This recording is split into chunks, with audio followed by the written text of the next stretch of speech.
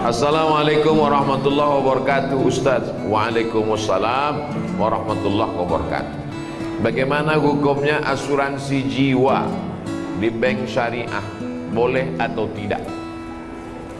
Asuransi hukumnya ada dua. Yang pertama mengatakan asuransi hukumnya haram karena ada unsur horor, gambling, judi. Satu tahun bayar 10 juta, 10 juta, 10 juta, 10 juta, 10 juta, 10 juta, 10 juta, 10 juta. Semuanya ada 10 orang. 10 kali 10 berarti terkumpul uang 100 juta. Tiba-tiba meninggal saya, mati. Saya yang dapat. Sudah bayar 10 tahun, nggak mati-mati. Judi.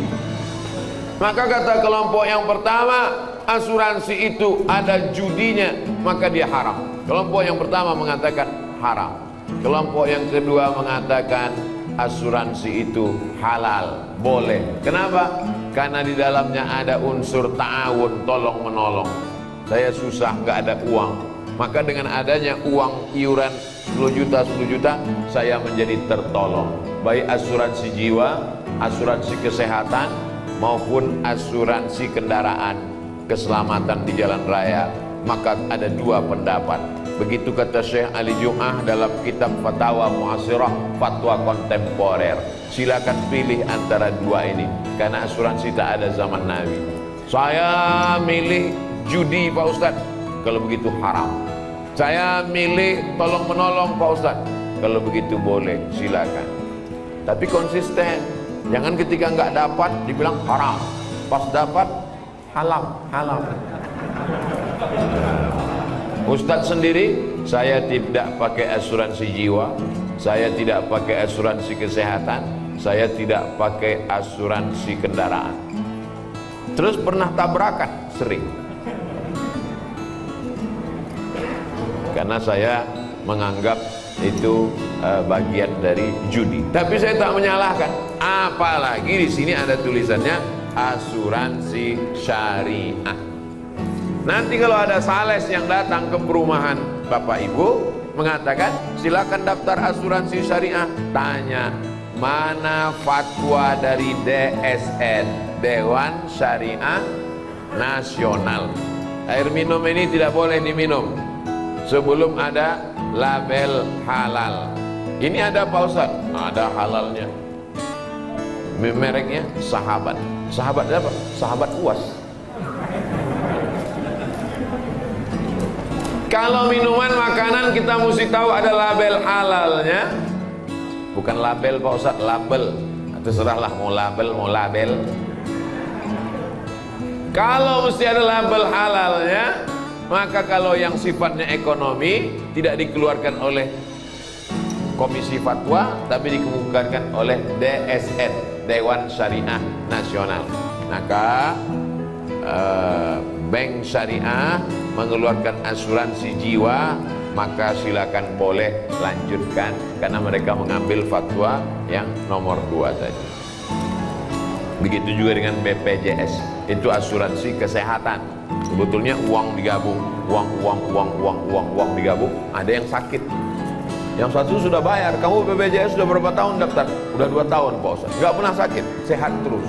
Berarti uangmu nggak pernah kamu pakai. Inilah rencana mau sakit nih Pak Ustaz.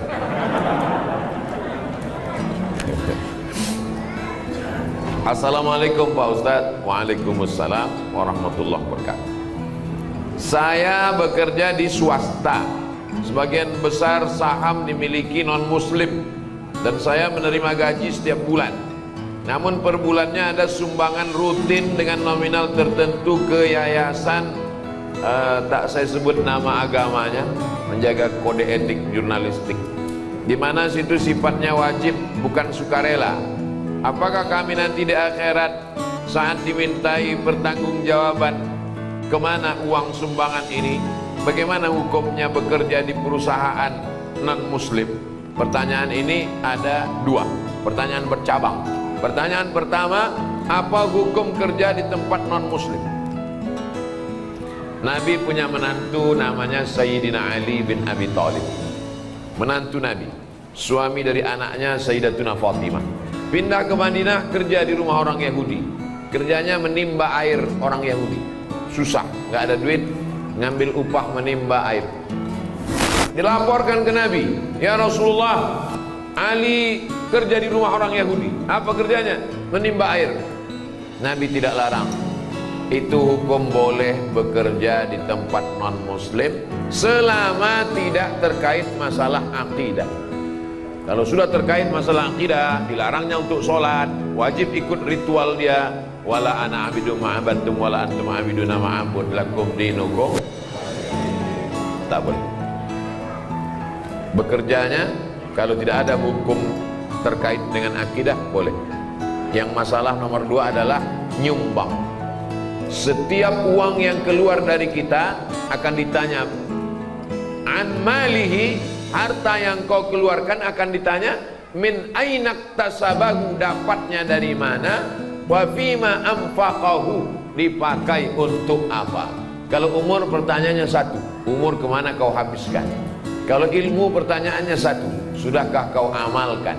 Kalau badan pertanyaannya satu, sudah kau pakai untuk apa kaki dan tangan, mata, telinga, lidah. Tapi kalau harta pertanyaannya 2, dapatnya dari mana, dipakai untuk apa. Dapatnya dari mana? Halal, kerja. Tapi dipakai untuk apa? Jangan-jangan dipakai untuk program keagamaan. Tapi Pak Ustadz, saya kerja di situ, pemegang sahamnya mereka. Kalau saya keluar dari sini, nanti saya tidak. Kalau ada tempat kerja lain yang kira-kira selamat daripada nyumbang untuk program agama, boleh. Tapi kalau tidak ada lain, pilihannya 2, mati dengan kerja ini. Pilih mana? Jangan pilih mati, nggak boleh. Silakan kerja. Mudah-mudahan uang itu dipakainya untuk sosial, bukan untuk penyebaran agama, insya Allah. Tapi kalau masih ada alternatif lain, hanya beda-beda sekian gajinya, ini lebih rendah tapi selamat dari nyumbang untuk program akidah orang lain, maka pilih. Syukur-syukur dia mau. Boleh nggak Pak, saya orang Islam, uangnya dipakai untuk Masjid Darul Falah. Boleh, silakan kata dia. Silakan pakai untuk Darul Falah, tapi bulan depan kau nggak di sini lagi. Oh, bahaya Pak Ustaz. Nah, itu hukum darurat membolehkan yang terlarang. Ad-darurat tubihul mahzurat. Demikian, wallahu a'lam bishawab.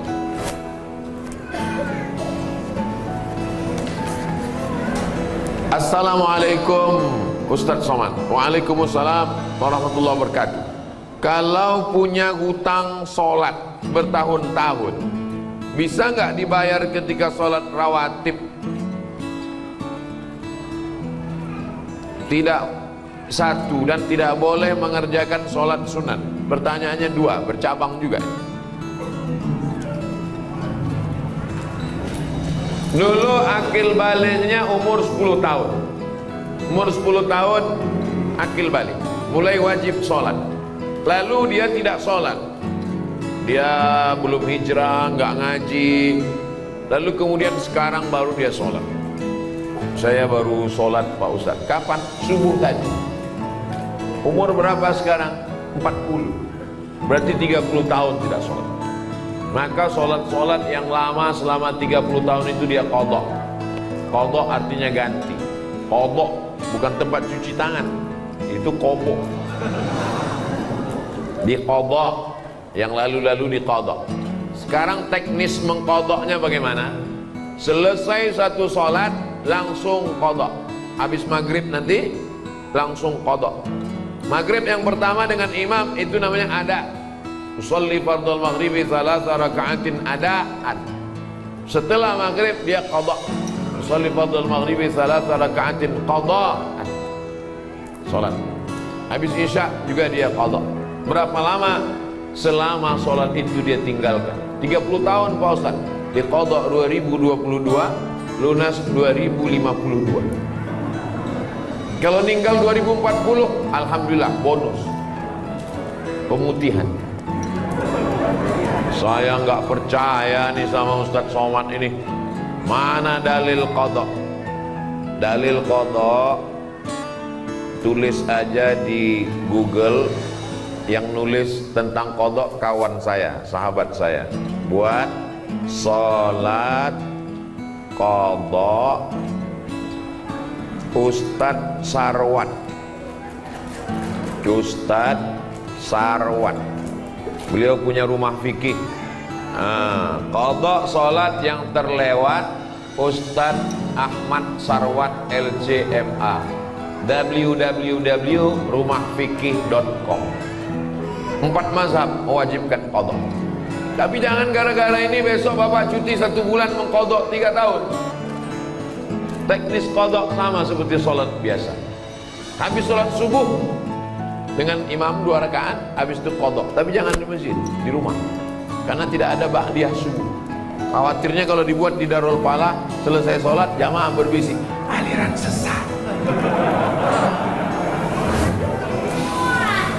Oke, setelah jelas tentang qadha, habis selesai qadha, apakah boleh ba'diyah? Boleh. Sebagaimana boleh ba'diyah setelah sholat jenazah. Ada jenazah masuk, lalu kemudian ayo jenazahnya disolatkan. Apakah setelah sholat jenazah masih boleh ba'diyah? Ya. Kenapa lebih didahulukan sholat jenazah? Karena ba'diyah waktunya panjang, sedangkan sholat jenazah lebih cepat, lebih baik. Jadi kalau ada orang meninggal pagi, jangan sampai besok pagi baru dikebumikan. Paling bagus hari itu juga. Boleh orang dimakamkan malam, boleh. Boleh dikuburkan malam. Nah ini kalau bisa jangan sampai tunggu besok pagi, karena jenazah itu kalau sudah 24 jam mulai dia berubah, karena usus mulai membusuk dan lain sebagainya. Apalagi kalau ada dia kena penyakit menular, mulai mengeluarkan bakteri, nanti orang yang memandikan tamu yang melayat. Ini menyadarkan kita, rumah-rumah kita yang beli kita, pakai duit kita, tapi kalau kita sudah mati, tidak ada sejengkal pun di rumah itu yang mau menerima kita. Kita hanya setumpuk daging busuk yang akan menjadi santapan cacing tanah. Bersedekahlah untuk Masjid Darul Falah. Silakan transfer ke nomor berikut ini. Itu tadi tentang qadha salat. Tidak boleh mengerjakan sholat sunat, tetap boleh sholat sunat. Orang yang belum selesai qadhanya tetap sholat sunat duha, tetap sholat sunat tahajud, tetap sholat sunat qabliyah dan ba'diyah.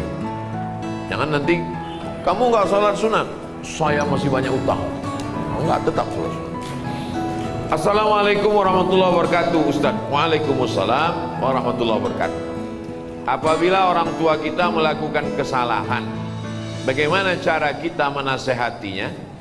Orang tua tidak bisa dinasehati, karena orang tua tidak pernah melihat kita sebagai orang besar.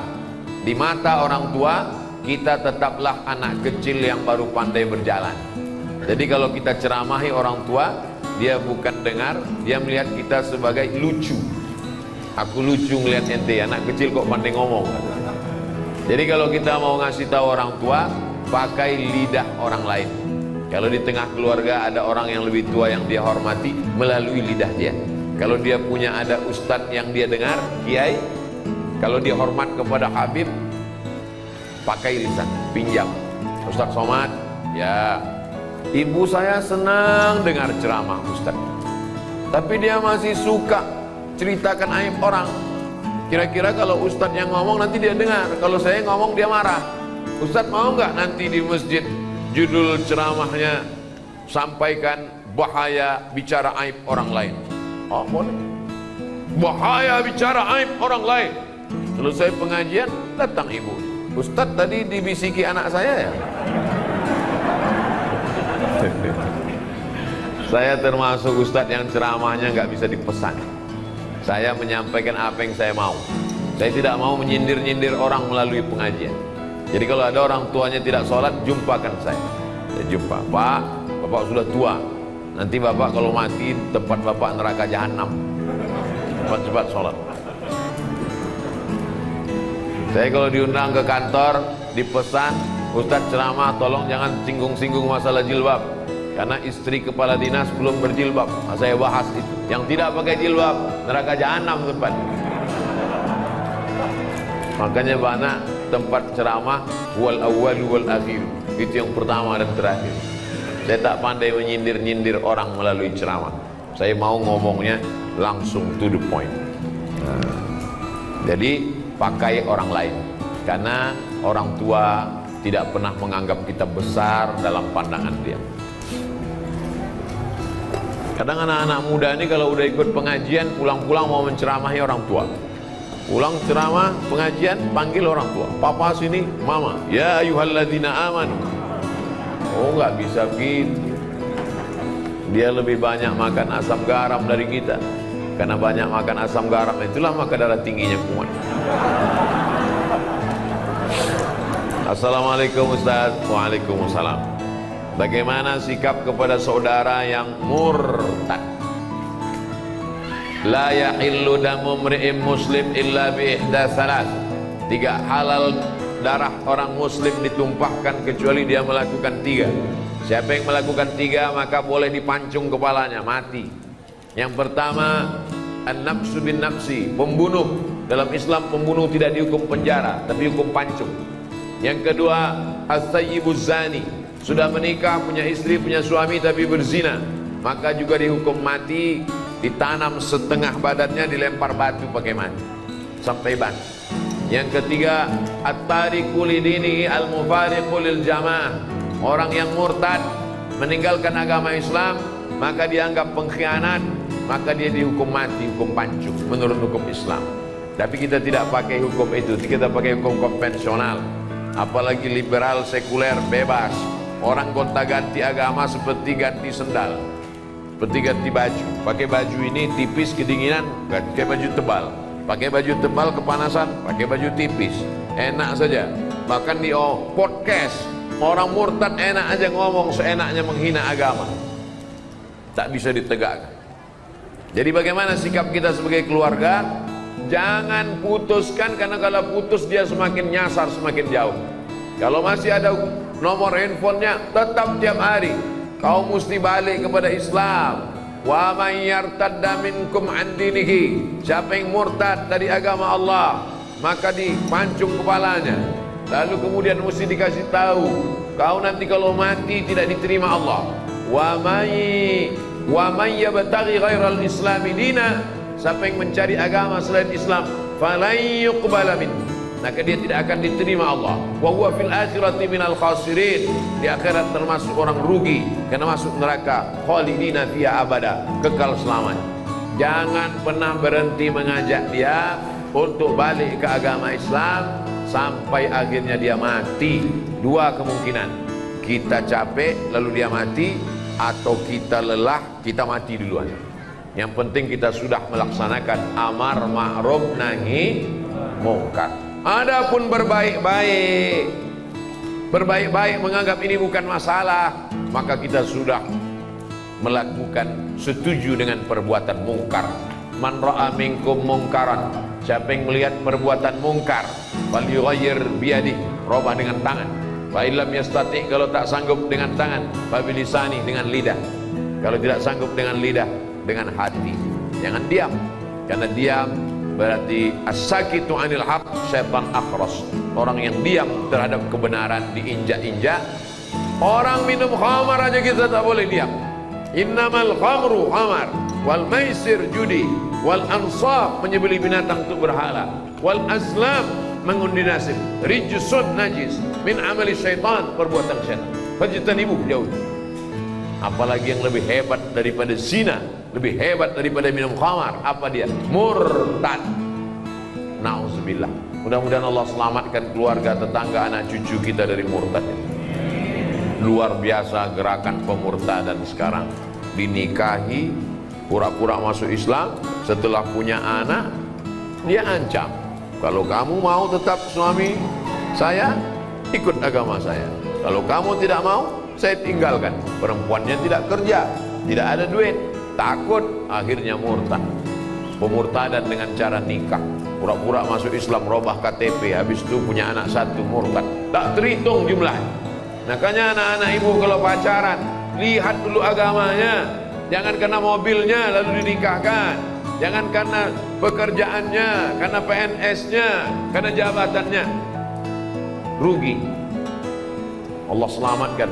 Tidak apa-apa kejam-kejam, marah-marah sedikit, lebih baik daripada nanti menangis di akhir masa. Kakek-kakek, nenek-nenek umur 70 tahun datang ke kantor Basnas.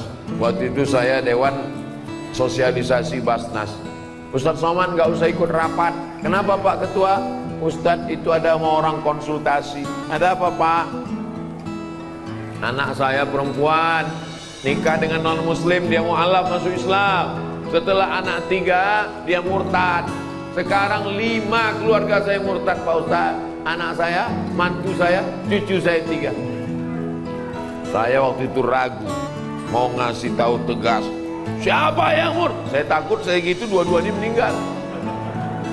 Saya bilang bapak pulang aja ke rumah, makan enak, banyak-banyak zikir, banyak-banyak doa, mudah-mudahan Allah balikkan hatinya. Sudah tak tertolong lagi, bagaimana caranya? Ini berawal dari kenapa bisa anak nikah dengan orang tidak seakidah. Karena gara nonton sinetron, gara-gara nonton artis infotainment. Beda agama nggak apa-apa. Dalam Islam tidak bisa. Dalam Islam yang pertama kali dilihat adalah agamanya. Tungkahul mar'atu li arba', perempuan dinikahi karena 4. Limaliha karena hartanya, wali hasabiha karena keturunannya, wali jamaliha karena kecantikannya. Tapi pandang yang keempat, fasfar bidzatid din, lihat agamanya. Taribat yadaka, kau akan selamat. Kalau mau mencari menantu laki-laki, idza ja'akum man tardawna dinahu, kalau ada orang yang meminang anakmu, maka yang pertama kau lihat din, agamanya, wa khuluquhu, akhlak. Ini mentang-mentang ada orang minang anak, begitu dibuka gorden dilihat mantu mobil baru, oh ini dia sesuai dengan istikharahku tadi malam, istikharah cinta. Oh inilah calon mantu kita. Padahal suaminya udah ngasih tahu, ojo ke susu bu, inilah dia. Ternyata setelah dinikahi seminggu murtad dia, dunia tak dapat, akhirat tak dapat. Menangis anak pulang meleleh air mata, mama kenapa? Mobilnya kredit. Dunia tak dapat, akhirat melayang. Nauzubillah. Mesti tanya-tanya, mesti rese, mesti cerewet demi keselamatan anak. Yang sudah terjadi apa boleh buat, nasi sudah jadi tai ayam. Orang sudah murtad, ibu cerita bubur juga lagi.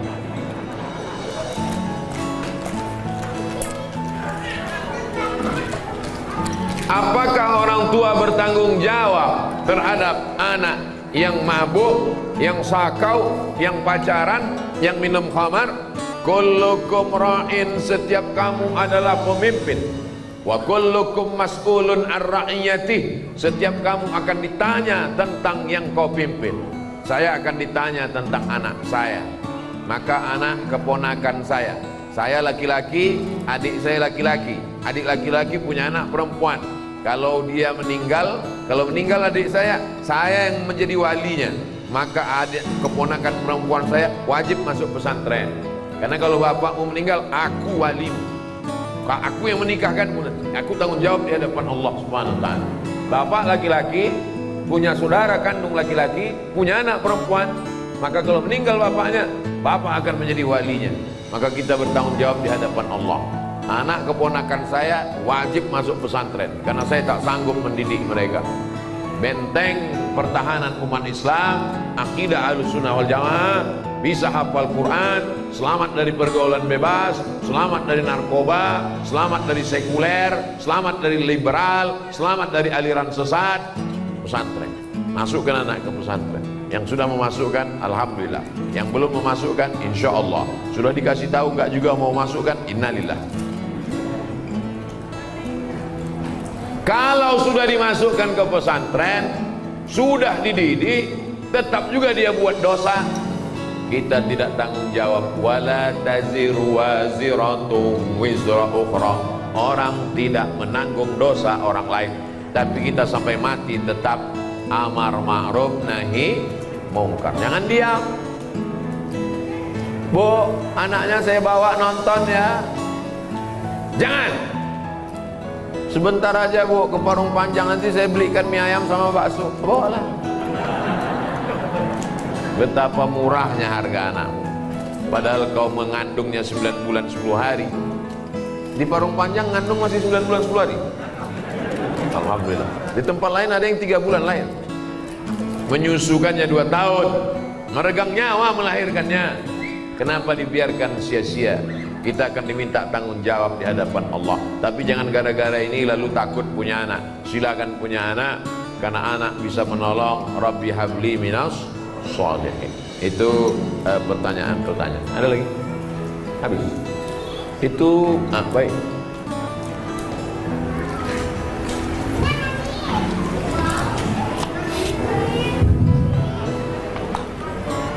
Assalamualaikum. Waalaikumsalam warahmatullahi. Saya meminta kalau saya ini kebiasaan khususnya buat saya punya buat orang ini diambil ilmunya bisa terus ya saya pertanyakan ini Ustaz, kita ini tinggalkan di lingkungan itu sangat heterogen Ustaz, multi agama sebenarnya. Ini pertanyaan pribadi gitu. Saya itu tinggal benar-benar kanan kiri dan tembok itu masuk. Niat saya bukan kabur, saya pengen mungkin ini pada saya itu saya pengen melihatkan ada masalah musuh itu seperti ini. Jadi tidak termakan sekarang metaverse ya. Gimana keadaan saya terhadap tetangga saya yang berkenal tembok, kebetulan dia Nasoro, dia juga terus saya punya anak kecil. Saya pengen berhubungan baik sama beliau karena berbagi makanan itu, tapi saya tahu tetangga saya ini makanan tidak halal. Gimana cara saya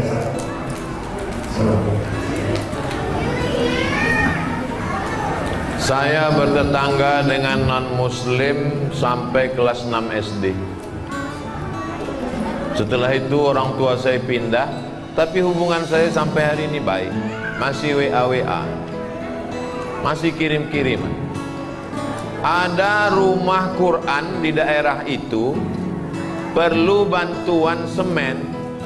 Yang WA saya yang non-muslim tadi, Ustadz Somad, dekat rumah kita ada rumah Quran, sekarang sedang pembangunan. Ada orang di Jakarta mau dapat jadwal ceramah TNI melalui yang non-muslim tadi. Jadi hubungan kami tetap baik dalam hubungan sosial, tapi dalam hubungan akidah, wala ana abidum ma'abadtum wala antum abiduna ma'abud lakum dinukum. Dulu kalau hari raya dia kirim kami makanan, tapi dia tahu kita tidak makan makanan dia kasih kuehnya kue kotak, kue bungkus pabrik halal, minuman kaleng. Kita saling menjaga. Sebetulnya yang merusak ini provokator. Medsos ini luar biasa fitnah. Adapun bertetangga menjaga adab, justru dia masuk Islam karena adab itu. Ada seorang imam namanya Imam Al-Hasan Al-Basri, meninggal tahun 110 Hijrah, punya tetangga non-muslim. Rumah tetangganya di atas bukit, dia di bawah. Lalu kemudian suatu ketika Imam Hasan Al-Basri sakit. Tetangga yang non-muslim masuk menjenguk ke ruang tamu. Hasan Basri mana? Dia di kamar. Tetangganya masuk ke kamar. Sampai di kamar, di pojok rumah ada ember. Tetangganya nanya, itu air apa Hasan Basri? Itu air dari atas. Kalau nggak salah itu pojok kamarmu pas WC saya. Sudah berapa lama kamu nampung air ini? Ishrun sana, 20 tahun sudah bertahun. Agama apa yang mengajarkan lembut ini Hasan Al-Basri? Saksikanlah wahai Hasan Al-Basri. Asyhadu an la ilaha illallah wa asyhadu anna Muhammadar Rasulullah. Kisah ini ada dalam kitab Gharaib wa Taraib, ditulis oleh Syekh Abu Amr Al-Misri. Sa'ah wa sa'ah, Gharaib wa Taraib. Kejadian-kejadian unik dalam sejarah Islam. Masuk Islam bukan karena dia ajak masuk Islam, kalau tak masuk Islam neraka jahanam. Masuk Islam karena tersentuh hatinya. Orang kalau sudah kau sentuh tepat di hatinya, dia akan jadi milikmu untuk selamanya. So sweet. 20 tahun menahankan itu, buahnya ada tetangga masuk Islam. Kita kadang dia baru salah parkir sekali sudah keluar kebun binatang dari mulut kita. Dia punya anjing, lebih galak pula mulut kita dari anjingnya lagi. Adapun dia punya anjing, kita usahakan bagaimana caranya, apa pantang yang membuat kira-kira anjing itu tak masuk ke halaman kita. Karena kalau sampai air liurnya basah, kalau kering sama kering tak apa, tapi kalau sampai basah sama kering, maka mesti dibasuh 7 kali.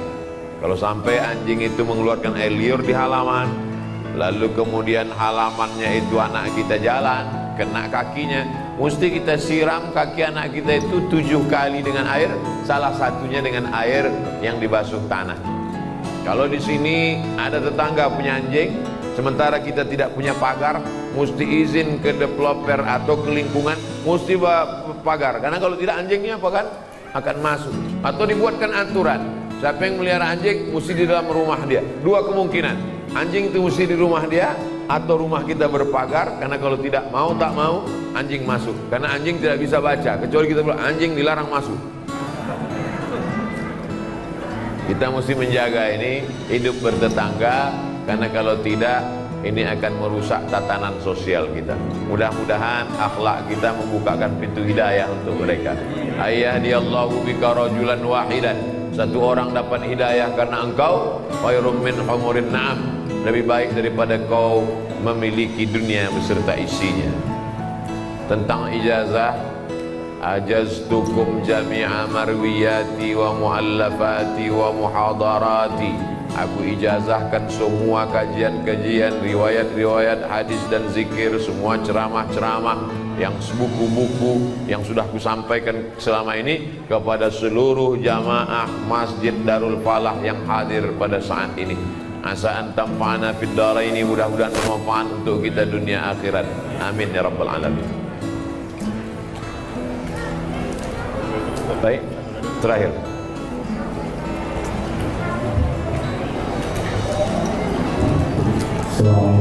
Waalaikumsalam warahmatullahi wabarakatuh.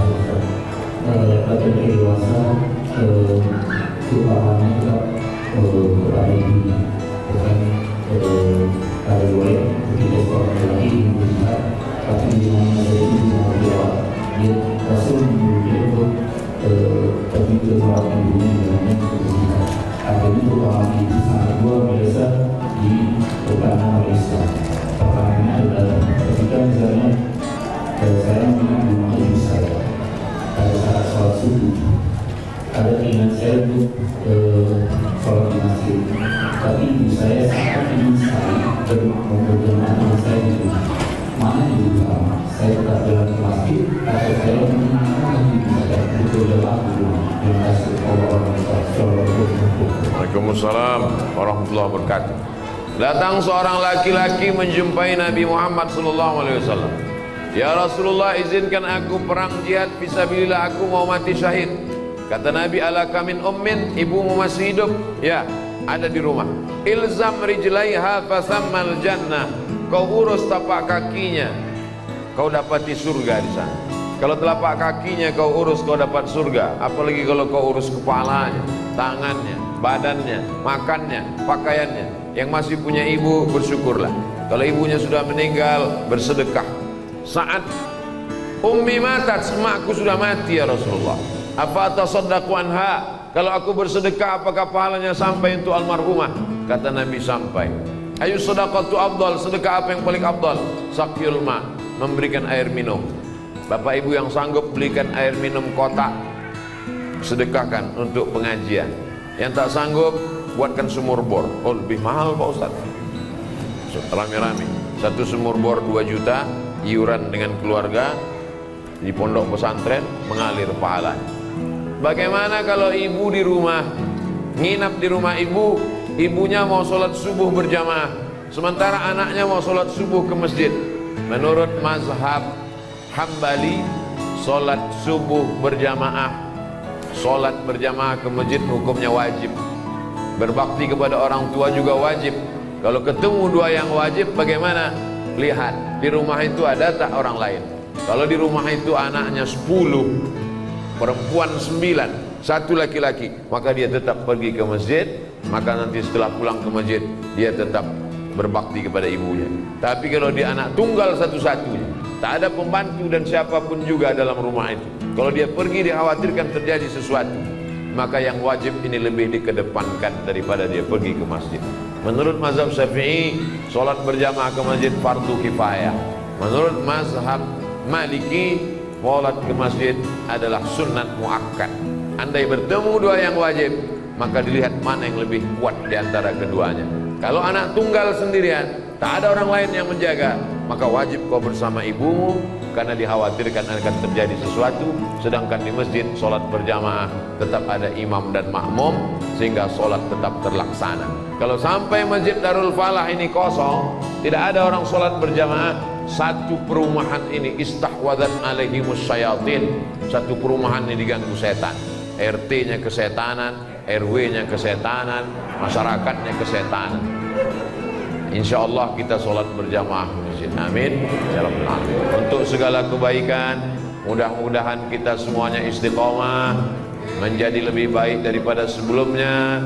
Yang sakit-sakit diangkat penyakitnya, yang terlilit hutang ditolong lepas dari riba, anaknya menjadi anak yang soleh dan solehah, keluarganya sakinah mawaddah warahmah. Ala hazihin niyah al-Fatihah.